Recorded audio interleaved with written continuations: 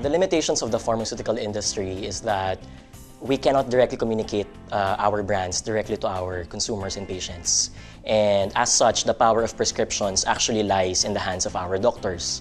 And that's when in 2010, we instituted what we call as e-urology, wherein instead of increasing our sales force or increasing the amount of time that they spend inside the clinics of doctors to detail the brand, we allow them to access our media and access our lectures, because that's the way doctors usually know more about our brands, via the internet. So through video streaming, doctors would now be able to access our lectures at their own pace, at their own time.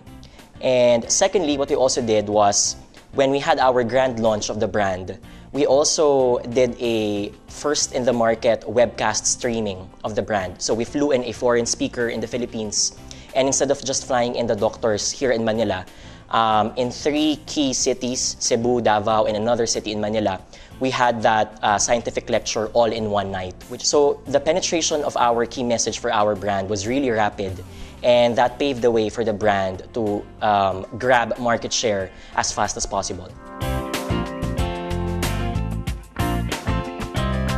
I think one is, there should always be, a young marketer would always have a constant search for learning. I am a very curious learner, in a sense that whenever I execute my strategies or think of my own marketing campaigns, I always draw my inspiration from the arts. For example, the music that I listen to, the books that I read, the travels that I go to, because I love backpacking. I love cooking as well, and they all inspire me.